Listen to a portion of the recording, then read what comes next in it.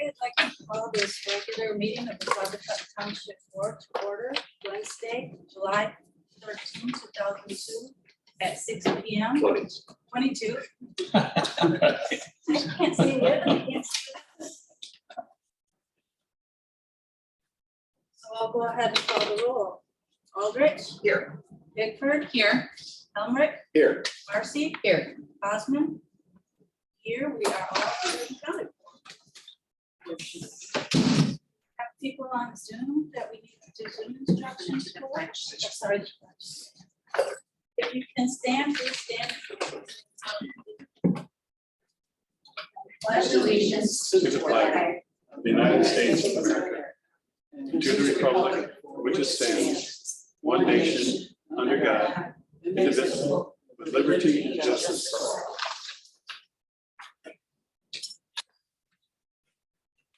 Here. Do we have people on Zoom that need to do Zoom instructions? Okay, we'll skip the Zoom instructions then. Yeah. I was like, okay, I'm gonna be really nitpicky with my packet and go, especially since it's so nice and short this month. I'm gonna read every last little thing. Do we wanna just, would you be willing, or do you think we should amend these Zoom instructions? Like, we're saying to say our names before speaking and making the motion, and we're not doing that. So either we should start doing it or get rid of number 1. And then board members are required to state their location during roll call. Again, either we should start doing it or. And you don't have to for a person. Right. But we're not allowed to conduct meetings via Zoom us, right? You are At this not. point, No. Zoom is for the audience. What? So, Yeah, I mean, what we have been doing is we've been putting most of the Zoom instructions in the chat. So what we could do is we could forego the Zoom instructions altogether and then just provide them to the members that choose to join us via Zoom, and then they will see that appear in the chat window when they sign on to the meeting. That sounds good. Agreed. And I still think they need amending, because a couple months ago, I asked that number 0.9 be taken out about we're learning in this system. Yeah. It's not new. Yeah, but I haven't been saying it. I know, So- I know, yeah, but it's, no, that sounds like a great solution. Thank you, Daniel. Okay, you're welcome. Okay, let's move on to approval of the agenda. I assume everybody had a chance to look at it. Yes. Is there a motion? I move to approve the agenda of July 13th, 2022. Is there support? I'll support. All those in favor? Aye. All those opposed? Motion carried. Then we'll move right into the public comment section of the meeting.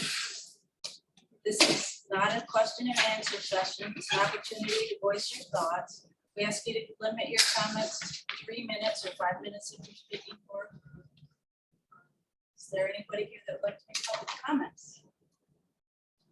Come on up. Thank you. Is this where I'm supposed to be? Or this, okay. Or does this have to do with Aren't you on the the agenda? Yeah, agenda? you're actually on the agenda, Phyllis. Got it. So, you're. I have a spot. You're special. I'm special. Dean? You guys want to go? First, it's great seeing everybody. Hope you're doing well. Just several things just that we've been covering, and a question we're getting a lot is body cameras. This last instance we had, you're going, what is with body cameras? What kept the department from getting them? You know, what's the issue with them? To give you just a little bit of the nuts and bolts of it, the body cameras cost about $110,000, not that much money really, when you consider money. The issue is the continual amount of money it takes just to have them. So a conversation I had with the undersheriff just a couple of days ago, like he had an 1.5 hour incident in which it took somebody just to listen to the tape, to redact it. It took him 20 hours just for one incident.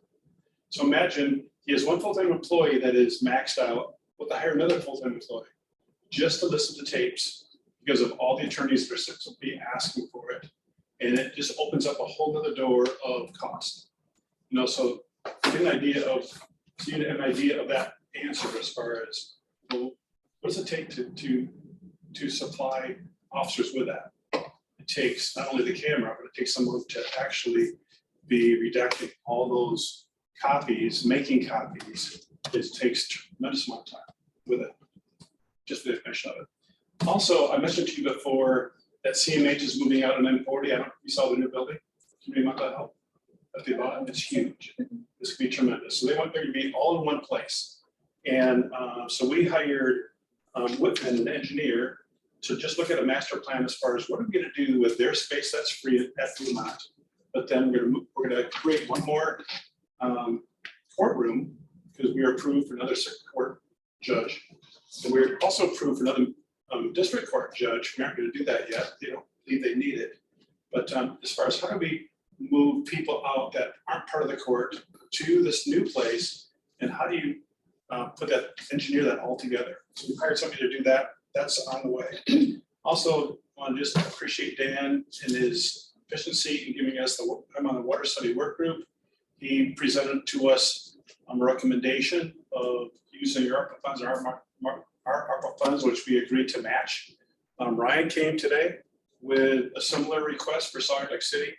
And I think those things will probably happen soon. I think they did a good job of doing that. Appreciate that.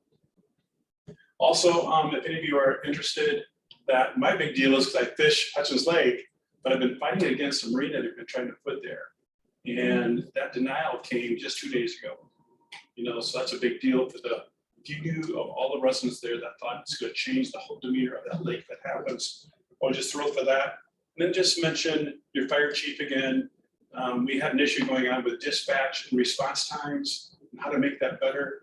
I would just say to you that he resolved that in a very efficient way that he's very good at, the gifts that he has as far as we resolve that. It still has to be implemented and we'll see how it goes, but I believe it was resolved in a way because of his leadership. He did a good job. Thanks for letting me speak. Dean, question. Yeah. Is there, I know it's not much, but you're elected. No, always ask me a question. I'd like that you do. Is there an estimate on when, like, the treasury and the clerk's office? CMH doesn't move out until probably midsummer next year. Okay. So we're just getting, you can imagine the people who don't want to move, don't like change. Yeah. So we're meeting with the courthouse, having those master plan conversations going. This is what's going to happen. Give us what you would like. How would you like these rooms? We're in that stage. It's going to end up probably being late summer. Okay. Soon next year. Thank you. I just wanted, can I make just a quick comment? Yes. What is the software we have that's really inexpensive? That voice to text, is it Otter or, is that what it's The called? dictation service? Yeah, Otter AI. that is really, and What is it it would be so much easier to redact it after it's, it's Otter, right? Like the Otter AI, Otter AI. and the city uses it too, City of Saugatuck. Oh, wow. It's great. Thanks. I'll bring it up tomorrow. Appreciate it. Thank you, Dean. Thank you. Is there anyone else that would like to make a public comment? Anyone on Zoom? No. Seeing none, we'll close that portion of the public meeting and move on to the consent agenda. Everybody get a chance to look at that. Yes, I'll entertain a motion. I'll move to approve the consent agenda as presented. I'll second. Have a motion by Bigford, second by Marcy. Is there any further discussion? All those in favor? Aye. All those opposed? Motion carries. Have some presentations. We have the recycling committee first. Oh, I could go first? Oh, fun. Or- They go and Phyllis. She don't lied. you? I lied. Yeah, I Phyllis. I was already going. I missed. You do it together. Yeah, good. Yeah, we team up with a lot of things. We do. So, hello, everybody. I'm Phyllis. I'm Hi, from Phyllis. Interurban. It's good to see everyone again. And we've just in May started our 43rd year of serving our communities with public transportation.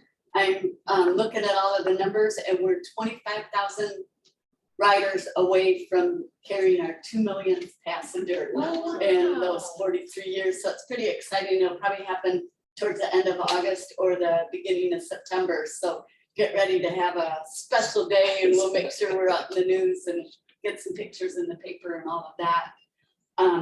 The interurban got started when then community organizer Phil Quaddy applied for a grant to the state of Michigan, which would cover the entire costs of starting a public transit system, buses, offices, capital, labor, everything. And with a $1,000 local payment.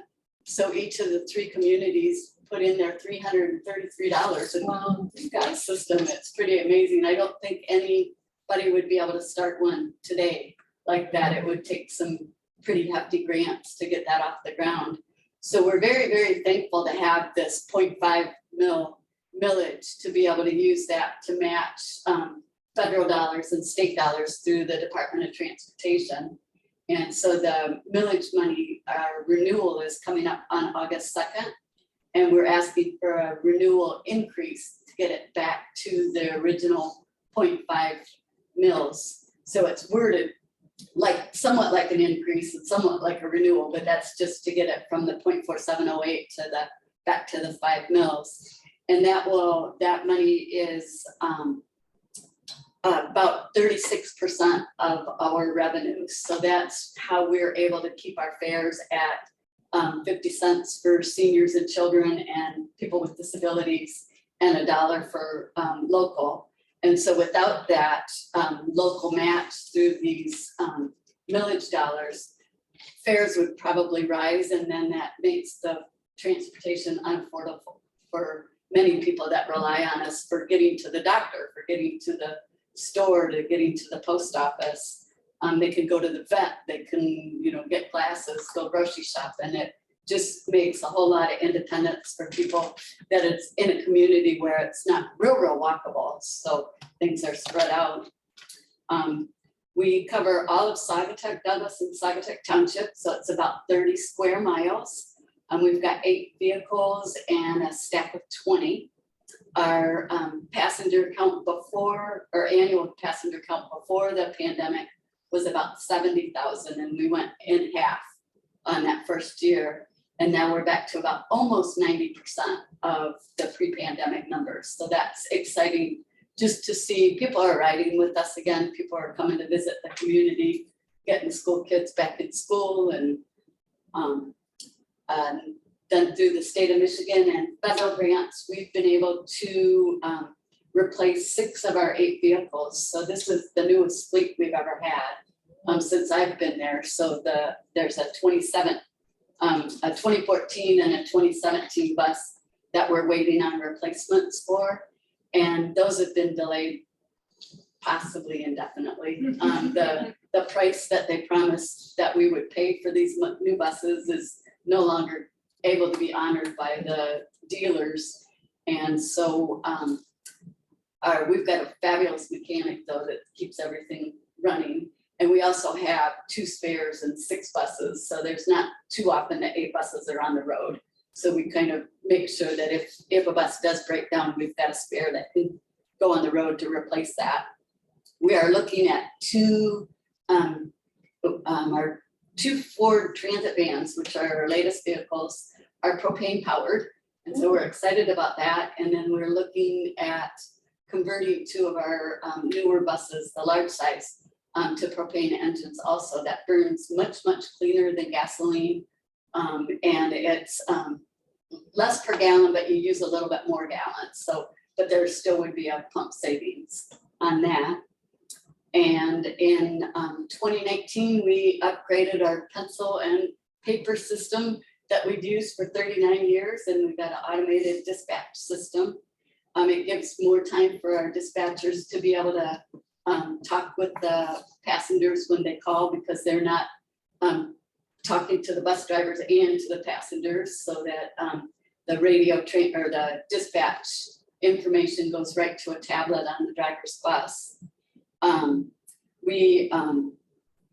are able to store data, like credits, if somebody wants to pay $10 and then they can ride.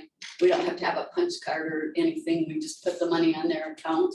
So that works very well. We can store notes on each passenger, like don't drop them home if grandma's car's not there, or don't go down the driveway. So it's nice to be able to have that personal note for that every driver knows and every dispatcher knows, because it's right there, rather than trying to do the telephone game where you say it's one person's ear and it's round and around. I thank you greatly for the opportunity to share this with you. And one last thing, our board renewals are every even year, and Saugatuck Township has 2 representatives on our board. And one of those representatives is going to be coming up for renewal, because we have 4-year terms, and every 2 years, new representatives are appointed.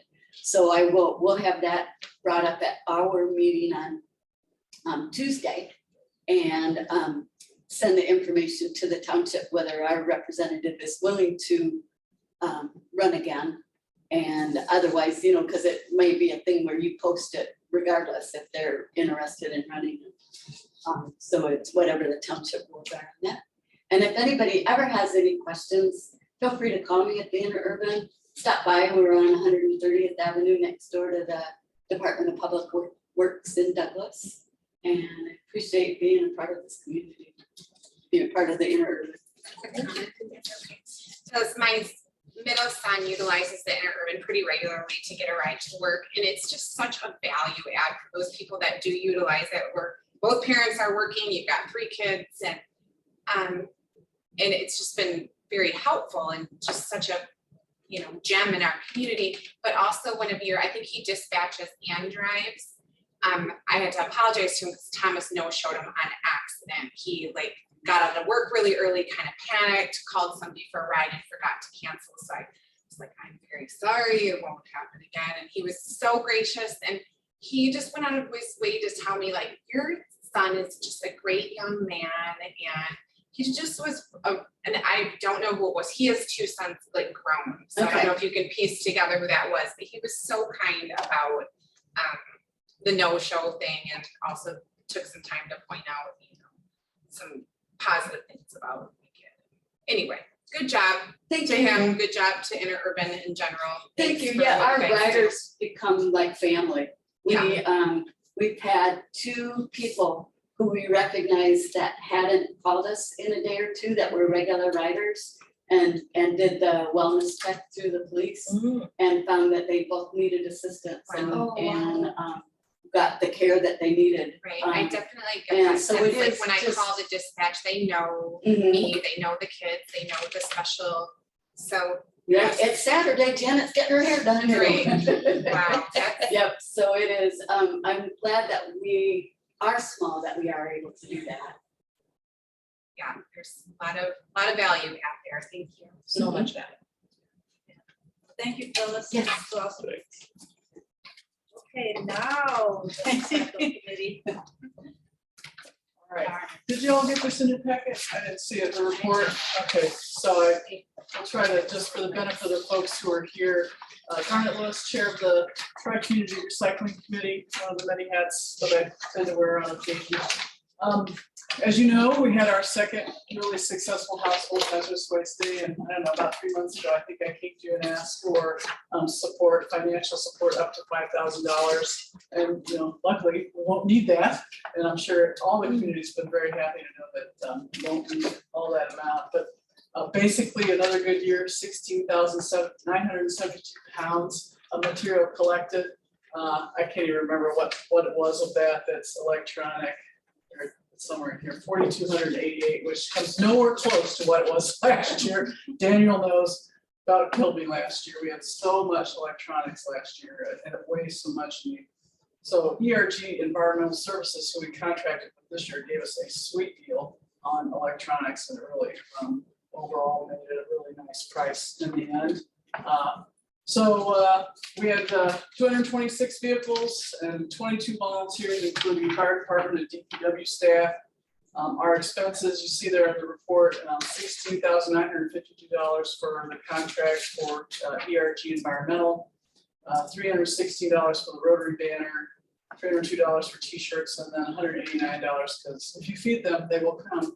So it's always about food. Donations, it was a wonderful, we really have had great support from the Rotary Club. Jim Sullivan was able to procure that $10,000 match grant. And because of each municipality being willing to ante up, if you will, and match with $5,000, that we basically met the needs of Rotary International for that match, which was really nice. But the fire department also right away, the chief, I called up right away, and I can always rely on him for support with this, because he's like, Aaron, I'd rather have it collected than in their garage or in the back 40 somewhere. It's just such a hazard for them that they then don't have to deal with. We had $2,000 donated to the churches, and Jim hasn't told me yet who it was that gave that. But then also folks, our folks who participate are so generous when they come through that gate. So we collected $1,425 in donations. It's just amazing. I'm always absolutely kind of touched by folks' generosity. Basically, almost recognizing that some can't afford it and they're giving for others. And that's kind of what Phyllis, and that's what's so wonderful about our community. I think folks just recognize that it's just really heartwarming. So that it was just a great day. Everybody's so happy in such a positive mood. It just makes for a really good afternoon. This year we did it on a Tuesday. Last year we done it on a Saturday. I think that might be some of the reason for fewer vehicles. Even though we ran it an hour longer, a lot of folks are working and it just didn't work out. But you know, that's the good thing about trying different days.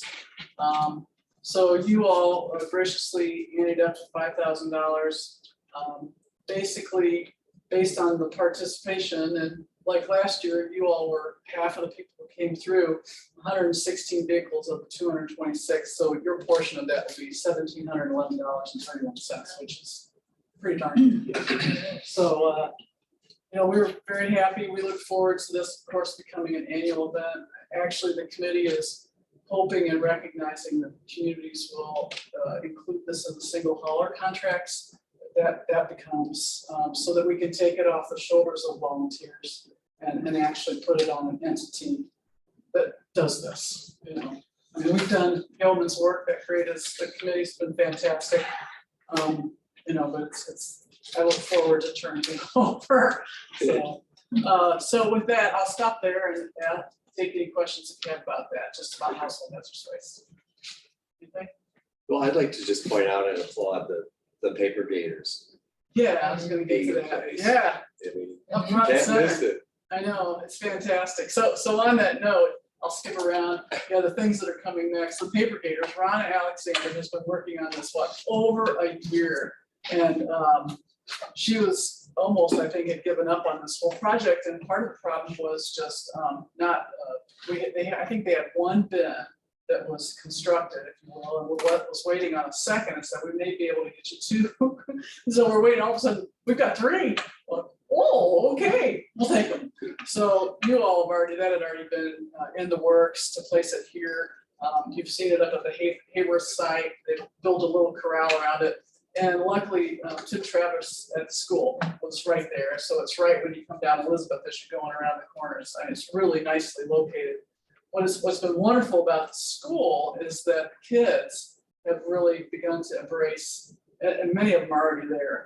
They're years ahead of us. They recognize the importance of recycling, and they are ready to full on start a recycling program in the school. So having the gator there really kind of opens the door. So Mike Shaw, Mr. Shaw, as the students refer to him, is ready to get going when the school year starts. And so we look forward to really working with the kids to not only recycle paper, but also recycling. And they're also, the composting program is starting back up at the middle school and the high school. So students want to do it as well. So it's just, it's kind of one of those things like snowball effect. It's been really cool. In the school, these are such educational opportunities. It's hands-on, that type of stuff. And, that's how our young people learn. They don't even realize they're learning. And it's just something they think is cool and we should be doing. And it's really cool. So The other thing that we've started and is now kind of taken on a life of its own is the styrofoam collection. They surprised me.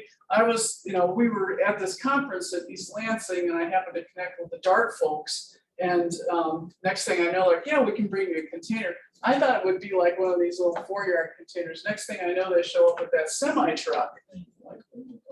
So we maybe filled up a quarter of that, really on very short notice. But they were delighted. They're like, oh my God, this is great. So we've already agreed on another date on the 24th of September, same location, through DART. And I have already begun discussions with them about how we can possibly get a permanent type of entity in place. Because, I'm hoarding styrofoam now at this point and storing it wherever I can, and it just takes up a lot of space. But, the staff knows not to throw it away. It's like death by garden, throw away styrofoam. So that's, yeah. So September 24th, that was the soonest we can get it back in. So if you can spread the word, we'll get another notice out to you and ask you to keep blast it. But overall, I really appreciate the township and the other 2 municipalities being willing to communicate all these endeavors. As sometimes we have to tell people 10 times. That's what I used to tell my students. So I tell you 10 times and you're going to remember it. So I'm hoping that as we communicate, okay, September 24th, that we can get the word out and fill that. I'd love to fill that semi. That would just like make my day. So with that, that's where we are. It's a great group. We appreciate your support. Can I ask a quick, maybe a stupid question, but I don't know the No, answer. stupid What do they do with, how do they recycle the styrofoam? Yeah, so actually, a lot of it will be used, I don't even know the right word for it, when you do building construction and like siding material for buildings. Yeah. You think it looks like concrete and it's actually packed styrofoam. Oh, And I wish I that's, could remember the right word for it. Does Yeah. anybody remember what that's called? But yeah, it looks like it's real, like building construction concrete, and it is actually that, like that.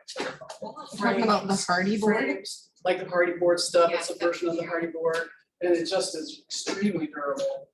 Frames, any number of things. So, It doesn't fade. yeah, it's very, very durable. It's extremely durable. someone had donated red plastic cups to us. I don't remember how we got them. And my 18-year-old, 15-year-old, and 8-year-old grandchildren said, we will not drink. Oh, yeah. So we had to find somewhere to Yeah. donate it. Yeah, They said no. Yeah, they're very, our They are. young crew is very committed to which is fantastic. So, Any Cool. other questions for Aaron? appreciate you all. Thank you so much. Thank you. All right. Thank you for taking the time. Yep.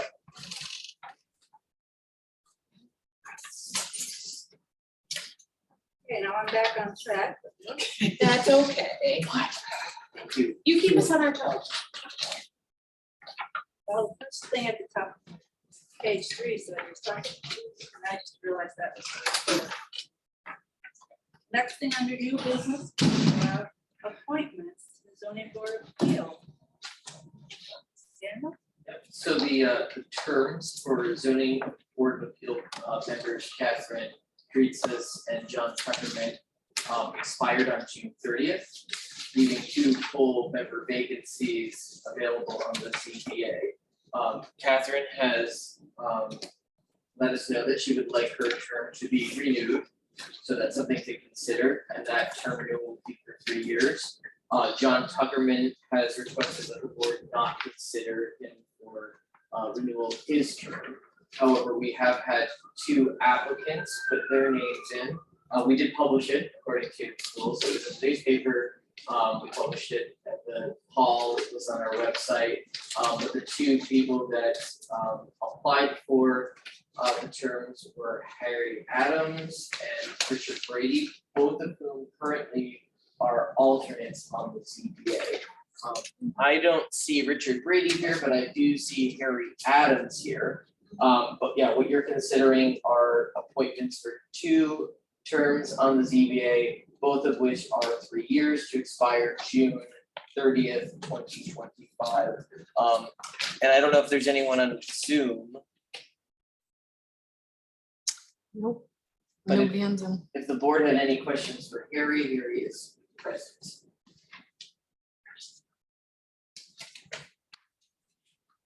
Harry, I have a question.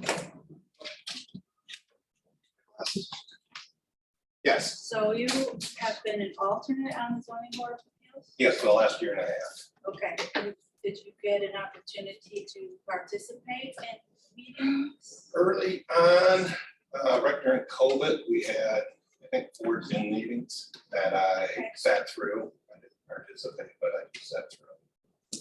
Good. And you enjoyed meetings, if you're willing to I'm donate? not a big Zoom person, but Oh, I mean, my part of my job when I left was all Zoom, but I just got tired of it. But yeah, I mean, I'm fine with it. we're back to in-person meetings, Yeah, so. yeah. And then the last year, I served on the Attainable Housing Committee. Okay. Very good. So you have the time and energy and effort to do this? I do, I retired during COVID, decided to just retire. Great resignation. Yeah, I'm busier now than I ever have been. My wife and I do a lot of volunteering. We've been trying to do a lot of volunteering, especially this year with volunteers not being real popular. And I volunteered for the food pantry in Fenville, Ladders of Hope, and I'm also on their board. So that's a Monday commitment every week. So, Does anybody else have any questions for Harry? Have you completed the required training or have you not had to do that as an alternate? I've not had to do that yet. I've got all the books. Okay. but- And that's just like what? 2 sessions that are several hours. It's not terribly intensive, but yeah. you're willing to. Oh, yeah. Very good. That's my only question. I have a comment about later, but Thank you. Thanks. It says, No, thank you. after justices applications attached. Um, I'm very we may not- familiar with it, but. Yeah, we may not have attached passed that. Yes, yeah. So- Oh, do you want to speak? Well, I have served 2 terms. I'm a 25-year practicing attorney. I'm very committed to the ZBA. I think it's an important organization and I treat it with great respect. I would like to serve another term. And I wish we had some cases. You know, careful. Oh, it's coming, don't worry, it's coming. Feast or famine, right? Yeah. Yeah, where I worked before, the zoning board was my favorite board to work with because they get to make decisions that will affect people immediately. It's not something that they have to wait 6 months for somebody hashes it out, but I really enjoyed that board. Certainly have a responsibility. Does anybody else have questions for Catherine? I would just like to thank her for her service thus Yes. far. Yes. We're very familiar with you, your dedication. This is a board appointment or? a- Yes. Can I make a comment just before we go into that? Like, we often are blessed with great applicants. Richard Brady is fantastic. He's just been, involved in the township for some time. He's so smart, he's so dedicated. But I think we've run into this with him before that he is gone for 3 months. Oh, that's In Florida. So that does, as a consideration. Sure.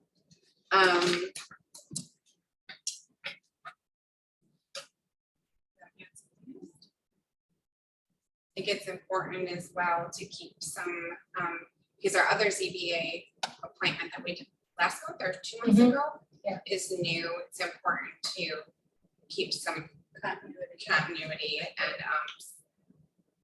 some experience on that board. And we also like applicants to attend the board meetings Yeah. when they're up for. Right. Would someone like a motion? Go ahead. I'd be honored to make a motion. I'd like to move to approve the appointment of Catherine Dristis to the Zoning Board of Appeals for a 3-year term to expire June 30th, 2025. I'll support.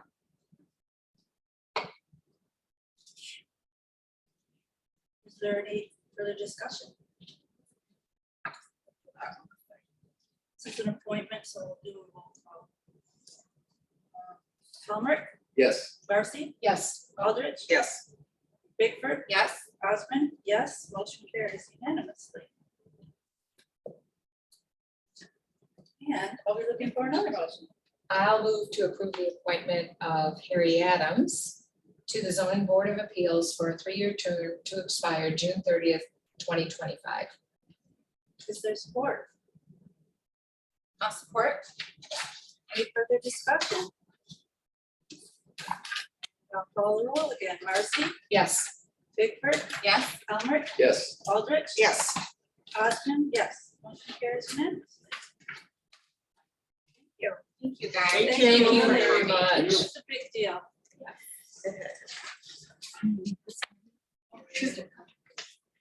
Thank you. Thank you very much, Phyllis. Bye there, everybody. Bye. Okay. 4th of July fireworks contribution. Daniel? So for this year's 4th of July fireworks display, the Rotary Club is requesting a $4,000 contribution from each of the 3 municipalities. For a collective contribution of $12,000. So just to give you a sense, the total cost of the display was $28,000. Rotary did contribute that other $16,000 for the display. The city of Saugatuck and Douglas both approved their $4,000 contribution. I did discuss this with MTA, and because this is a service, this is not a donation. There is no there's no obstacle in the township contributing. We are paying for something.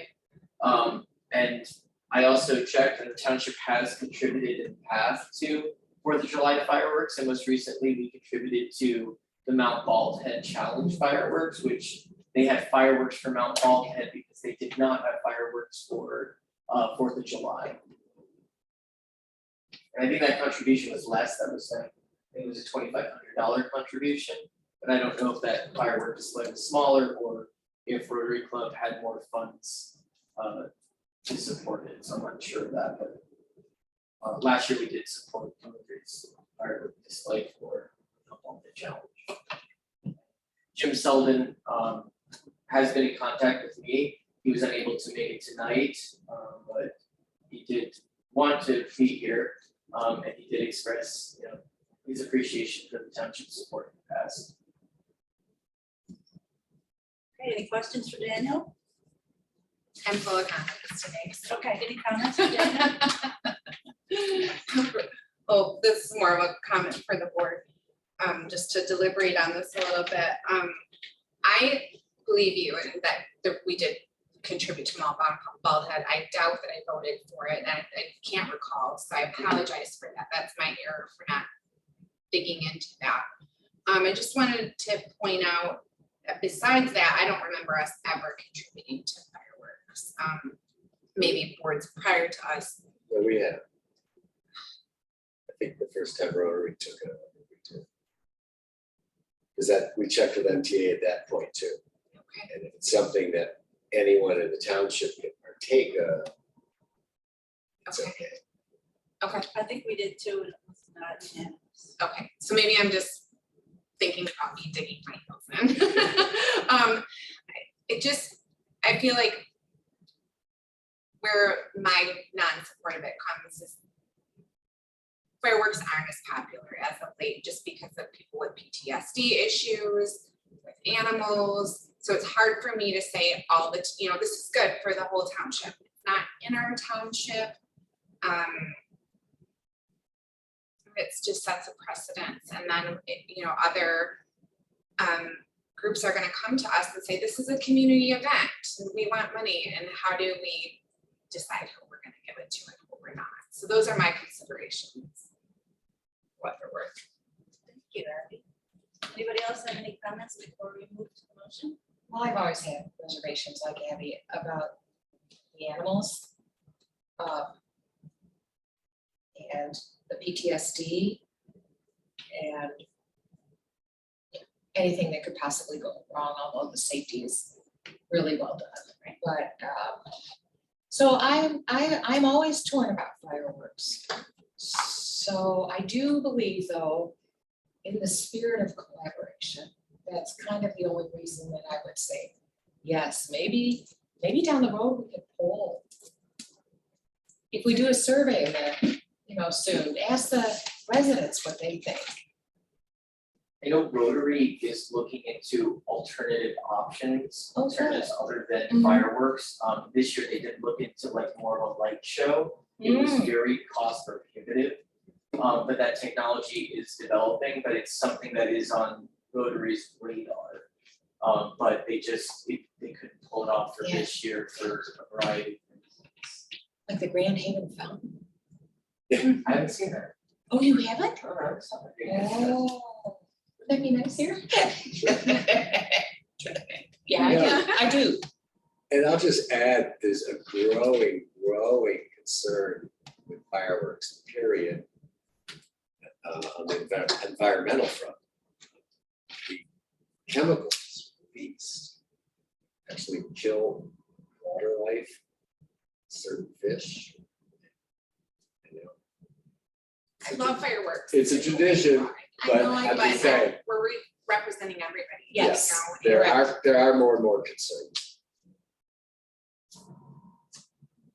Well, I like the idea that they're looking into alternatives. That's wonderful to hear. Mhm. So, somebody ready to make a motion?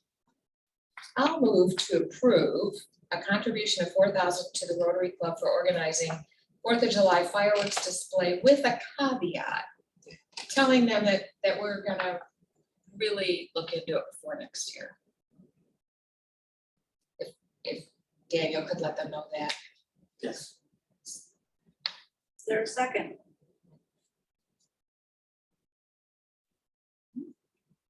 I'll second it. Any further discussion? No.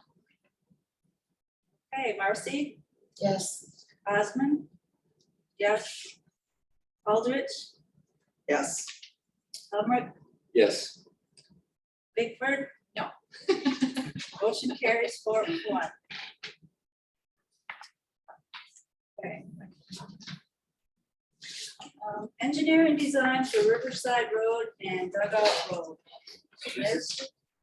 So this is connected to Dean Kapan's comments this evening. The groundwater study group was kind of given the green light by the county commissioners and said that they would get a portion of the county's ARPA funds and that those ARPA funds would be spent on water improvement infrastructure projects in communities in Allegheny County. After Dean came and presented to us, I worked with Engineer Bird to put together a proposal for a specific project that we have in the community that has been an ongoing issue for us for well over 20 years, at least acknowledged for over 20 years, which is the inadequate water main on Riverside Drive and Dugout Road.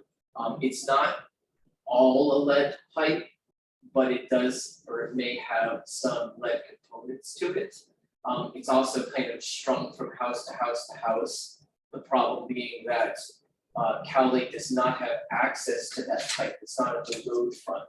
And so Cal Lake does not regularly check the water quality of the water that is being used by those households.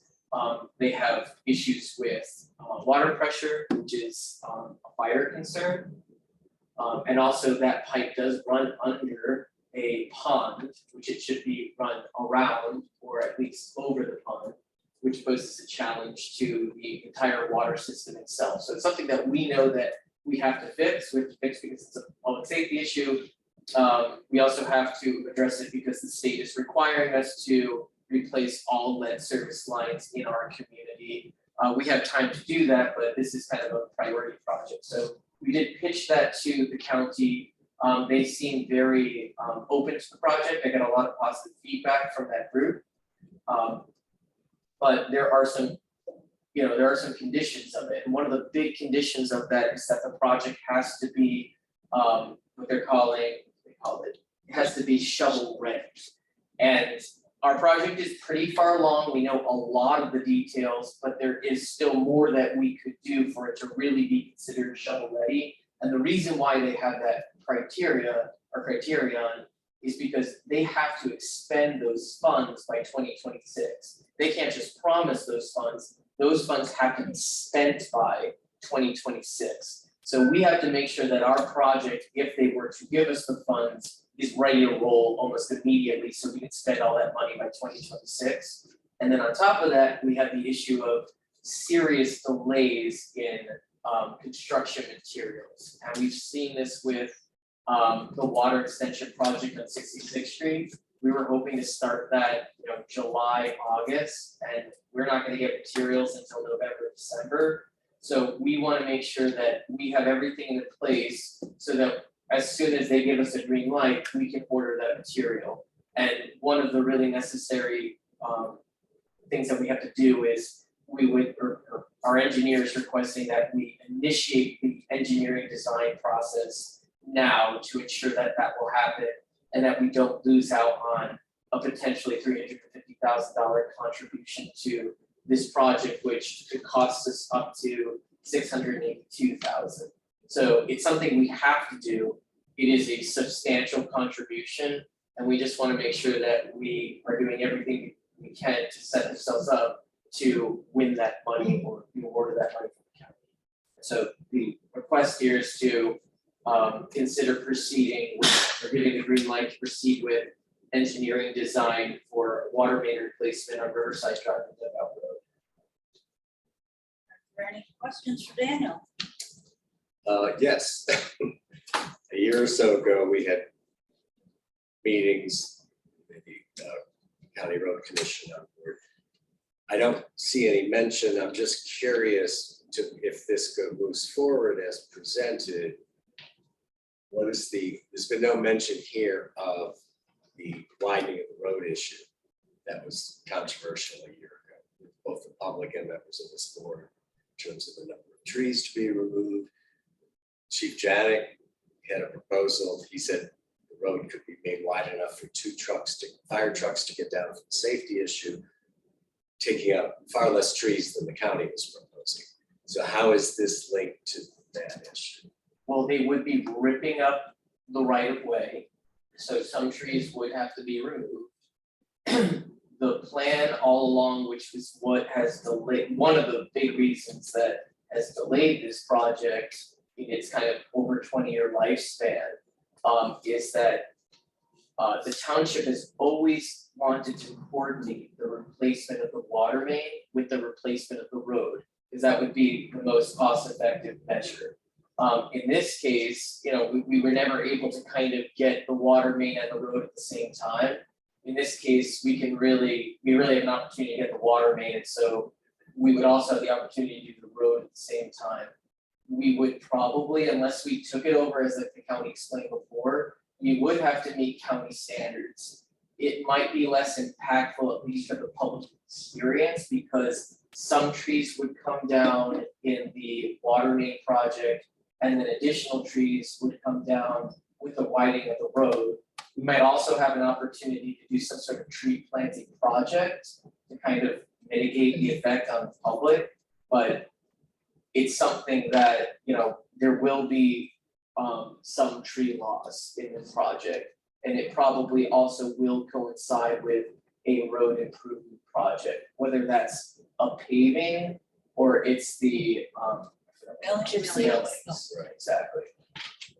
But do we know at this point, relative to what was presented to us by the road commission a year ago, is the number of trees for the widening, the trees lost for the widening of the road back to the same number they were proposing, or is there some room for collaboration? So we We have not talked to the road commission about this yet, because the county has wanted us to solely focus on the water aspect of it. But I do imagine that the same conversation is going to occur with the road commission when we discuss the road improvement. Right, once you get the water in, you can put the road in anytime. And then you can also put the road in any time. So it could be 2 phases. It could be 2 phases, yeah, yeah. We I'm just didn't concerned wanna- about that, the tree issue. Yeah, you just don't want, what we wouldn't want to have it would be to do the road improvement project and then do the No, water, no. because you're destroying the improvement of the road. And that's what the road commission was proposing. And that's what the road commission, So yeah. I'm actually pleased that we delayed that. I know some residents were not pleased. It's people on both sides of this issue relative to widening the road. Mhm. So I'd like to see that kind of kept separate. Yeah, and then this has none of the estimates, none of the design has anything to do with the road at this point in time. Strictly the water. It's strictly the water main now. Because that group is just water. That group is just water. They actually asked us to, I think there was, Dana put a lot of detail into that report. And they actually asked us to kind of cut back on some of the detail and just focus on the water project itself. Any more questions for Danny? Yeah. So there's mention in what we were presented about the establishment of a special assessment district. Is that here as an option or a It's something to. definite proposal? No, it's definitely not a definite proposal. Okay. It's just kind of floating some options. Now, there's a Right. lot of history with that special assessment district. Again, that was proposed back in, I wanna say it was 2004-ish, around there. But the township wanted to force a special assessment district on Riverside Drive and Dugout. The neighbors refused. The township threatened to cut the water off completely. The neighbors protested, Eagle got involved, and Eagle essentially said to the neighbors that you have no choice in the matter. If the township wished to cut the water off, they could at any point. So there is a lot of controversy surrounding the idea of a special assessment district. I think it's worth considering only because would be coming to the table with a lot. We'd be coming to the table with potentially a $350,000 contribution. We would probably have to pay some because the township is responsible for lead service line replacement. So we could cover the cost of like upgrading to an 8-inch pipe. But there might be some costs that we still say, hey, I think that, as a road, and residents, you are responsible for this much smaller portion. And I think residents would also see that, the cost of the project has increased exponentially, and it's only going to continue to increase. And right now, this is really the best financial offer the township can make. I mean, we might still run into hurdles, that's why it's just a possibility to consider. And there are low interest loans out there right now that we could look into. I don't think that we want to spend our entire water fund on this, but there are options for us, and that's just one option to possibly consider. Maybe we could go back and start to look at an SAD that would be, that would be subsidized by a contribution from the county, contributions from the township in terms of upgrading the piping, because that's our responsibility, and then what's ever left over, we ask the neighbors to contribute to in the form of a special assessment district. And I guess theoretically, an SAD, I don't know if it'd have to be separate or there could be a combined one, because this came up again a year ago. Taking Riverside Drive there itself off of the county's responsibility, which could allow for perhaps. I would say that's more road and not water. No, it is road, but I mean, it's, Oh, so the special assessment district would not be for the road, it'd just be for water. so that would have to be a separate. That would be separate, yeah. We would pay for the road improvement unless the township, even if the township, purchased the road, we'd still be responsible for the road improvements. That would come out of the road fund. You just don't want to lock into anything relative to the road issue at this point. No, right now, we're strictly focusing on the water project. But I want us to remember, we had special meetings about that. that's still a concern.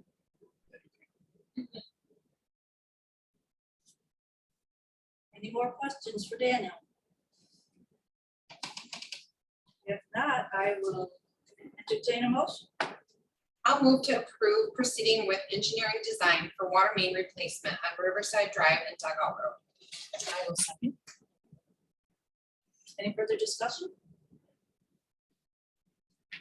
Hearing none. All those in favor? Aye. All those opposed? Motion carries unanimously. Now we have a resolution for road millage renewal.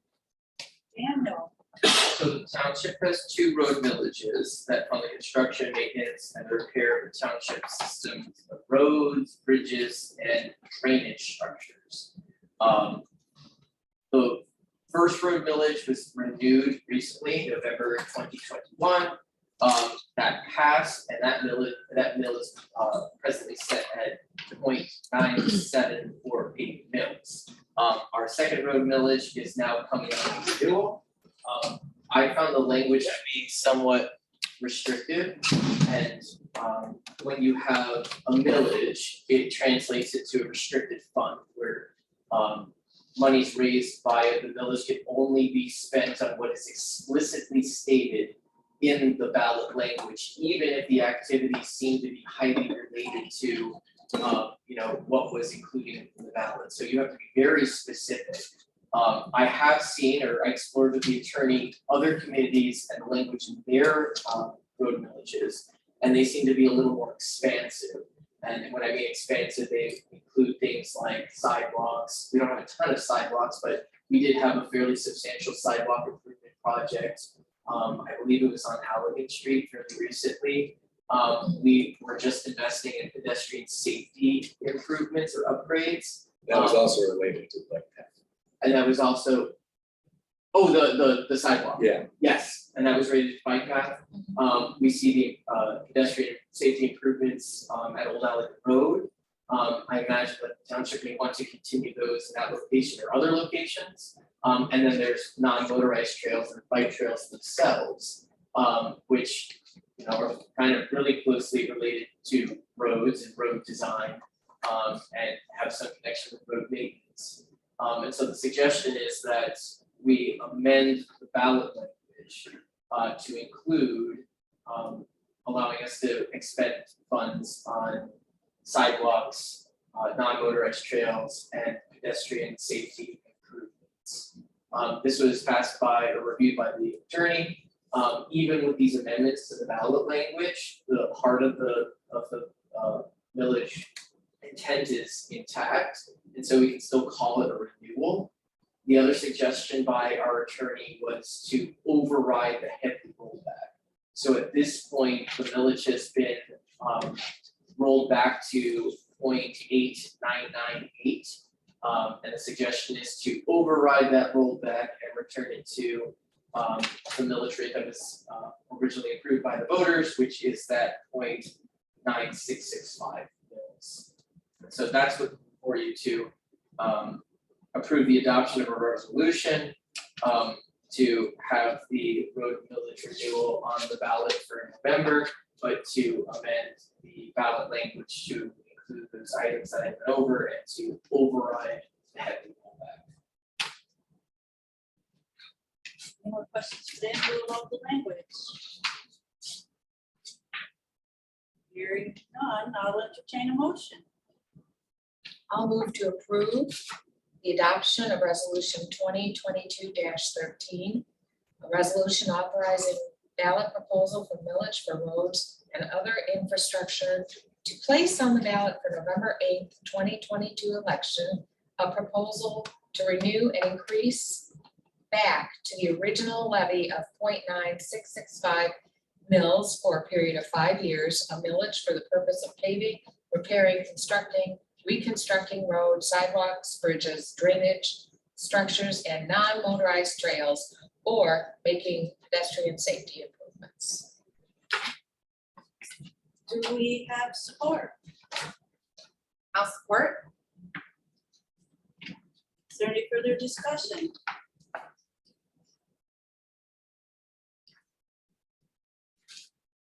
I will call the roll. Marcy, Yes. Bickford, Yes, Elmer, Yes, Aldrich, Yes. Osmond, yes, motion carries unanimously.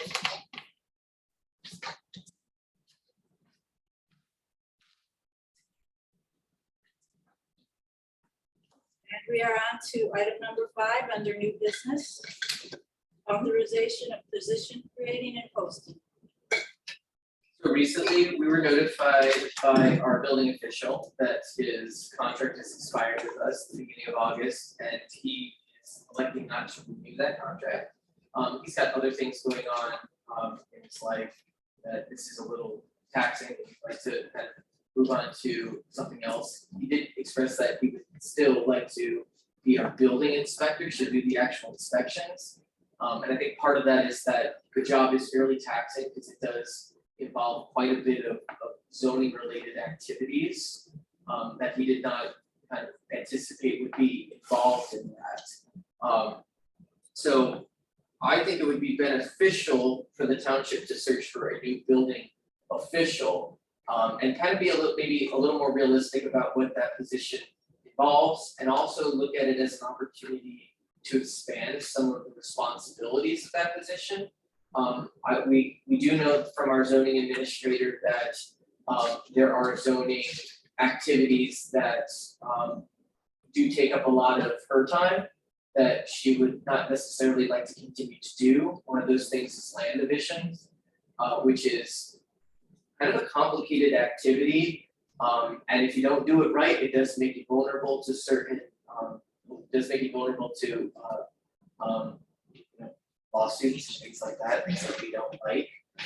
So it is a really important position, and we are going through a phase in the community where there's a lot of construction, there's a lot of development, there's a lot of land division going on. So it's an important position, I think, to retain in the township.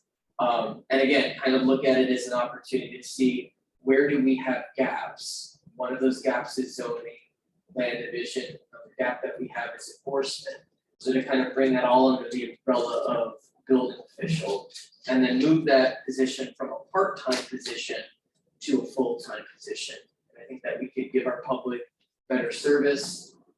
We are generating quite a bit of revenue from that, but again, it's also when you're generating that much revenue from building inspections, it warrants additional service from us. And so it's a consideration of, expanding upon that building official position, taking it from part-time to full-time. And right now, based on kind of what I've been seeing in terms of what that salary range is, it kind of falls within that 55 to 65. I've seen quite a bit higher than 65. But I think that would make us competitive for finding someone who would really fit the bill. And I tried to kind of include in there that we're looking for someone with, substantial experience, because, we do have a lot of savvy people, the savvy developers that come through our door. And we have a lot of new folks coming through our door with lots of questions about residential zoning. So I think it's a good opportunity for us to get somebody in with a lot of experience and an understanding of what the position actually involves. Yeah, I think our constituents made it pretty clear when we reduced, not for COVID, but for a while because we were so short-staffed, we had to reduce office hours as everything was being reorganized. And people were upset about that. The people have really shown that they really like a service orientation. So that makes, to me, this a better option than something like MTS, which I liked the services they offered, but based on what the community said to us during that time, this is a better fit for our township. I'd like to second that. I mean, we have the lion's share of activity Yeah. due to our size. Yeah. Geographic size. And we've used MTS in the past when Yeah, and they were good. No, Yeah. but only when someone was sick. Right. And just a reminder from the financial point of view, with MTS, they collect all the fees Right. and we get 15%. We can provide that service. And it's one of our strategic goals about the increased professionals and services. So it's great. And I am very pleased to see code enforcement listed as one of the responsibilities, because we've been trying to improve that. And it's kind of fallen to a combination of the manager and Renee, and that's not enough. And as more people move in from outside the area, there's more complaints. Properties and trash and violations of our ordinances. It's also good timing, I think, because we're doing, we've got the complete ordinance review. Yes, I was gonna add that, So yeah. it's just, Yep. rather than wait for that and then do something like this, I Yeah. think it's proactive. And as someone that sees all the activity of people coming in and what's going on, I think it's an excellent step to take. And I think it's good just to offer face-to-face service. It's becoming a novelty. So I think it's a great idea and timely. Perfect. The face-to-face is back. Yeah. People want to bring in their ballot, bring in their taxes. Yeah. Yep. The lockdown days are over. Any more questions for Daniel? If not, I'll entertain a motion. Now, this is Helmrich. I'd like to move to authorize the creation and posting of the position building official. And I will support. All those in favor? Aye. All opposed? Motion carries. Unanimously.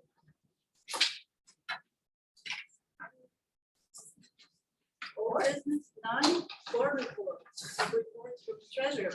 All right. I'm here. So I'll skip my report.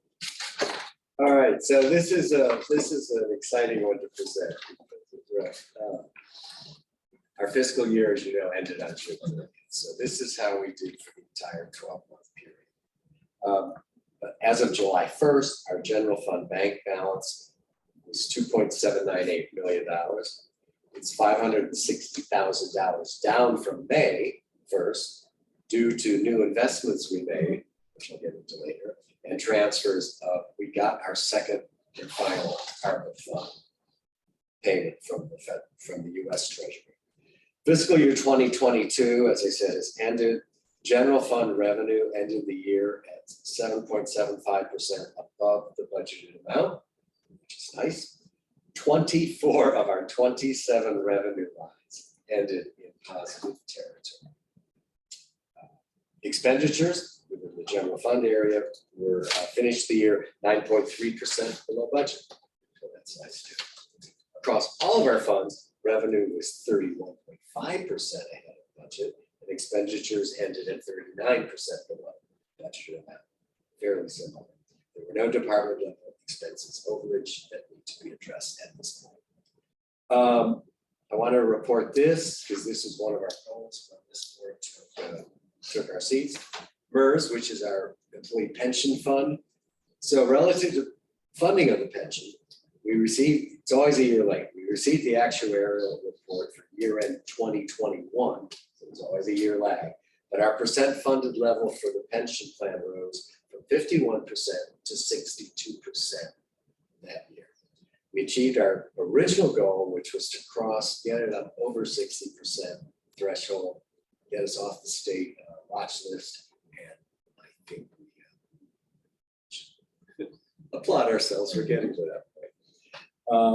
ARPA and state revenue sharing, I did mention the second payment of ARPA funds from the federal treasury, which is $175,000, has arrived and has been transferred into our MyClass sub-account, our investment funds. It's separated on its own. We can access it with less than a day's notice when we do start spending.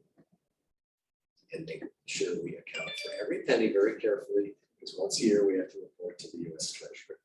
We also received, and this was an unexpected, we weren't expecting, well, that's what I just said, unexpected, unannounced, I should say. We got another state revenue sharing payment of $60,000 just last minute.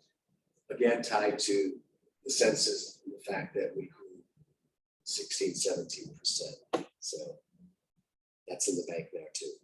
Tax year 2022, you're probably all aware that the tax year started July 1st, bills went out. 3,027 total parcel bills. 2,064 of those were done by mail. Rest are either mortgage escrows or the 350 that I print myself Yes. for our multiple property owners. Disbursements, there is nothing in the consent agenda. There will be 2 tax disbursements starting next week for the month of July. I cannot really estimate what those will be, so those will be in the consent agenda addenda to approve in August. I guess I'll segue into the financial statement. Yeah, because this, quarterly, I'm required to report the Right. details. There's a slide, there's also a page in your packet. So as of July 1st, these are all the various investments we now have. And again, I'd like to point this out. If this page had been presented in the first month of our coming on board, there would have been one item here. That was the CD with what was then Chemical Bank. So we've been busy, and I want to thank very sincerely our clerk, Kathy Bigford, as we sort of form a committee that reviews and makes these decisions. So here we are. We now have 5 CDs, and the ones with asterisks, those were purchased recently. That's why the general fund bank balance went down. Grand River Bank, which is a small, independent, thriving local bank. I'm proud that we took something local like that. And then Goldman Sachs and UBS banks, those were purchased through Huntington, our new bank. It's called the Cedars Plan, but it allows you to invest and get FDIC coverage to the max with more than one CD. So those all went through. Those were done on June 22nd.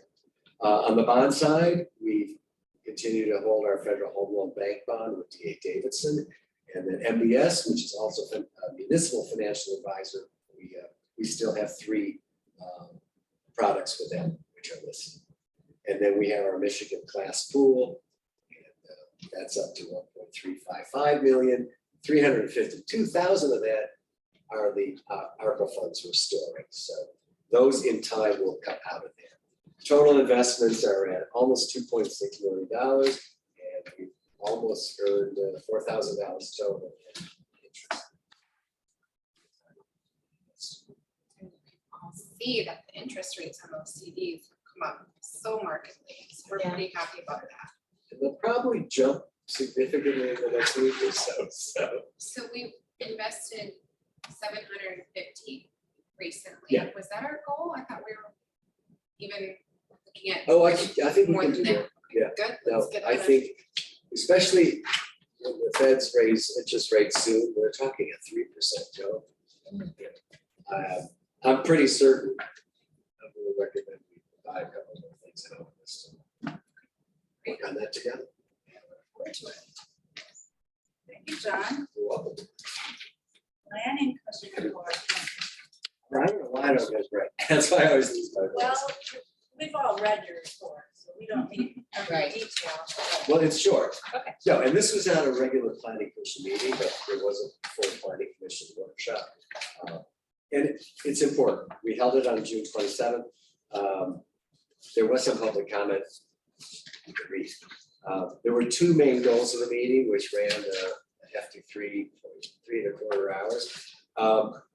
The advisory committees, which we set up last summer, economic development, rural character conservation, and attainable housing.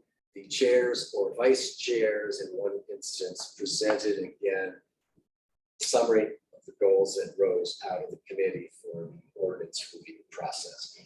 2 of the committees, rural character, which Daniel is chair of, and economic development, which I'm chair of, we actually took this opportunity to add some things. So let's get it all out there. This is what we really like when we start working with him.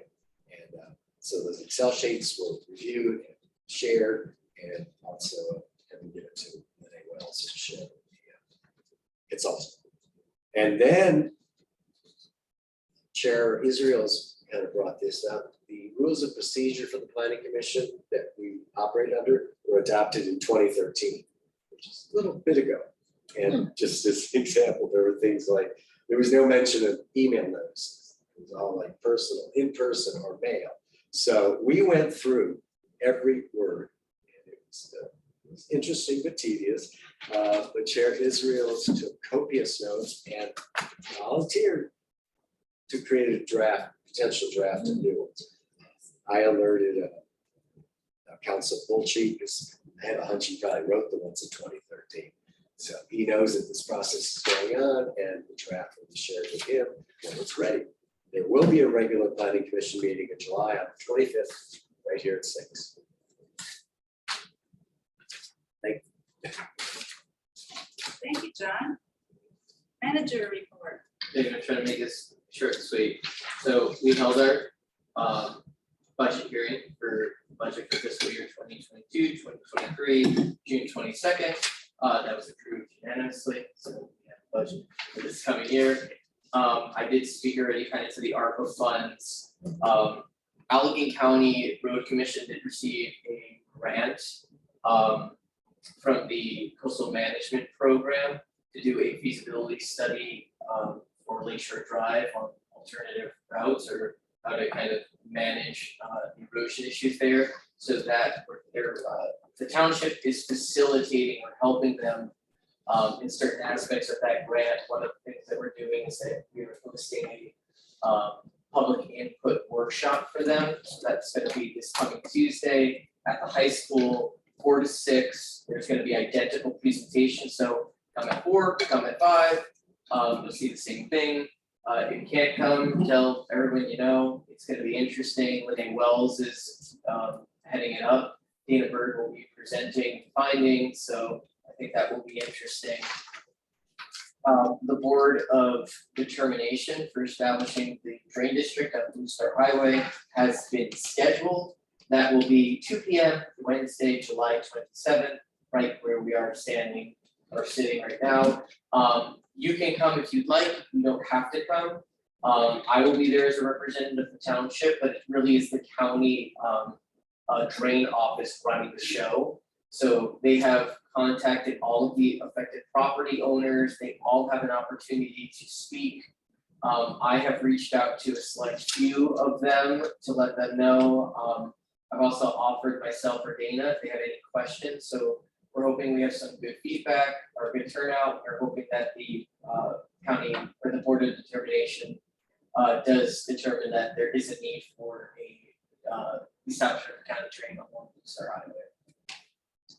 So there's that going on. We're continuing to make progress on the acquisition of the future municipal well site at 135th. We're having communications with North Shore, so they're giving us feedback. We're responding to that feedback. It's looking really good, so we're hoping to close, hopefully after September. But not too far after September. We've kind of indicated to them that, we're acting in good faith and goodwill, and they've been responding to us positively, so we're happy about that. I am making progress on that transition to a .gov domain for the township website. Essentially, we've gotten the thumbs up from the .gov registrar, so our site has been registered, so it'll be Saugatuck Township mi.gov. The next step would be to transition our emails to .org. So I've been talking with IT Right about getting that done. We have to deal with project managers on that because it's a bigger order than just tech support. So they're taking a little time, but I have had some emails back and forth with them. And the idea is that I want to have everything ready to go by the launch of the new website. So our emails will be active and the .gov website will be active when the new website is ready to launch. We have a. I want to applaud you on that. Oh, yeah. Because the .gov thing, Douglas is a .gov. I don't think the city is. But MMTA for 2 years of things I've gone to has been stressing the importance of it. They're much more secure. We've had hacking. I got hacked by some Russians at one point a few months ago. So it's a smart thing to do. And I know it's cumbersome, but we'll get through it. We'll get through And it. I think the timing you just outlined is perfect. Business cards, things like that, let's get it all together at once. Thank you for that. You're very welcome. Yeah, no, yeah, I'm coordinating the business cards with that, but I wanted to make sure that we got the thumbs up for everything before we made them do the documents. But it looks like it's a go, just a few more steps. We did get new no wait. I saw those. They haven't picked up yet, but I passed the I know. card. Sam knows they're here. He knows that Yeah, they're because here. I saw him a couple days ago. Maybe they'll be in by Labor Day so they can get taken out. They might be. But yeah, I'm gonna reach out to John Riley, and Fred Sheridan, and just remind them that they're here. I have passed our no wait buoys that are in the water, they're pretty low. So I think that, yeah, they'll be happy to get the new ones in. And then the other really kind of big thing is that the Parks and Recreation Commission is still discussing a potential millage for the November ballot. They decided to wait another month to get really kind of finalized language before them. And I think that it was ultimately a good decision on their part because it is a big thing and I wanted everything to kind of sink in for them. But I have been in communications with Ron Bolchi. I've let him know everything that they're kind of looking for in terms of ballot language. They did determine though that they want the village to be called Parks and Conservation. Part of the reason is because I think an emphasis of what they're interested in is new park acquisition and acquiring easements for creation of a public trail system. And the renewal of the community recreation millage is also on the November ballot. It's not a new millage, it's a renewal, but they wanted a way to distinguish themselves from the community recreation millage. And if it was called Parks and Recreation, they feared that there would be too much similarity. So they were going for that Parks and Conservation village title. And then Ron is helping us out with the language, which he said that he had plenty to go on. He would have the resolution done for them for their August 3rd meeting. And if they vote to move it to the board, you will see it on August 10th. And if you do approve it, we have plenty of time to get it into the county by 4 p.m. on August 16th. And the county already knows that it is a potential that we are going to get them that ballot language. And to give you an idea, they're thinking a duration of 10 years and a millage rate of somewhere between 0.5, no less than 0.5 and no more than 0.75. They haven't ironed that out yet, but they're thinking about that. That's the range that they're considering. And of course, you get to weigh in on that if it comes to you. I think that's exciting. They're very excited. We've really jolted them into action. Yeah. That's a good move. Yeah, and Dane is very excited because there's just so many grant opportunities. And with the millage, not only do we have matching funds, we have the opportunity to hire, if we need to, like professionals to help us through like bigger grants. So it really does kind of change the game for parks. Exciting. That's all I got. Any questions, for Daniel, on the manager report? Board report. Here's to start. I'll start. All I got is Greg Janik called me before the meeting and wanted you all to know that since the new Allegan County lights have been put up, or the speed lights and the stop sign, there have been no accidents. Wow. And that's a record, so it's working. I see people slowing down. Such a simple solution. I know, Well, yeah, Good news. that's it. that's it. I don't have anything.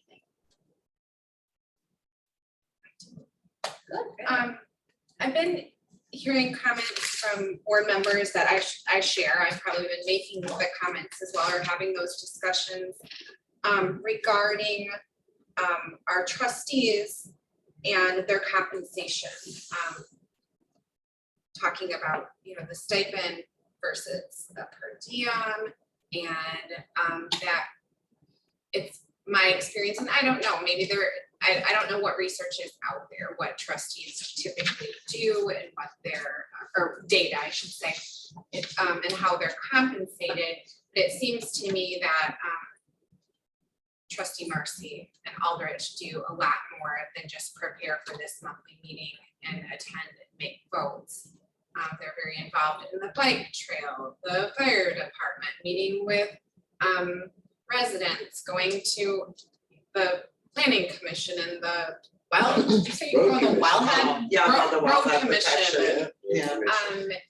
I think a term that I've kind of grabbed onto that I made up, I'll take credit, is they're more of a working trustee, not just a official to vote on things. So I think it's worth us continuing that conversation of, shall we look at what trustees are, how they're being compensated statewide, tap into the MTA's information on that.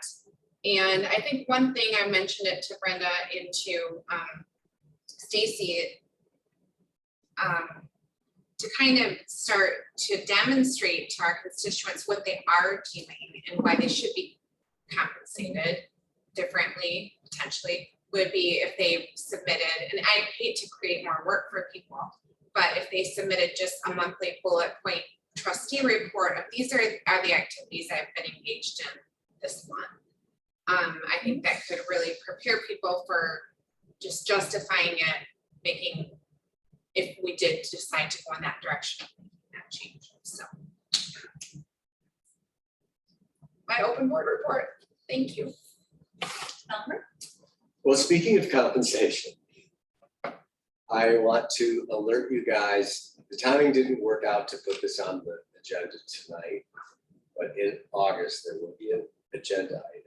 And it's relative to the contribution that the township makes to the staff to partially cover their out-of-pocket and their deductibles on their insurance program.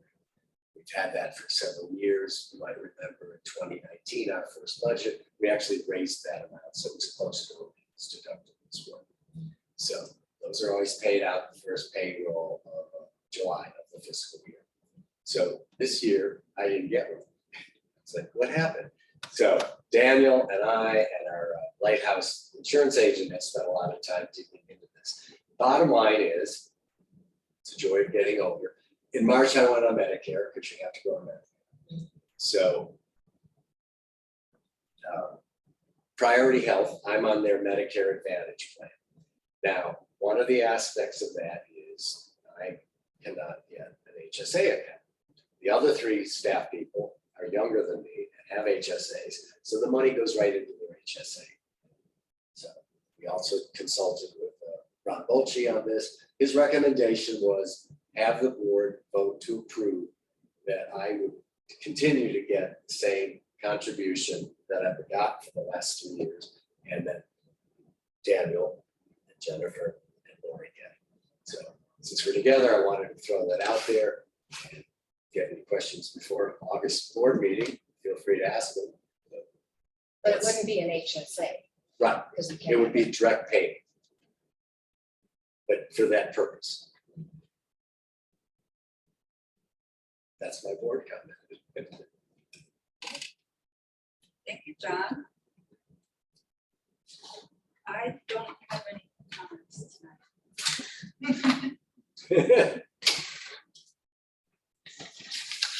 So I would adjourn this meeting at 7:27. Say anything about There's no that. public. Nobody's, I know, but I didn't know if it had. For the It's record. recorded, I for the just- record. In the minutes, but- Sir, if there's no public comments, we'll move on to adjournment. I can't see with my glasses on and my glasses off. And you have two pairs. She forgets that out there. Maybe one should be on your face. On your nose. Oh.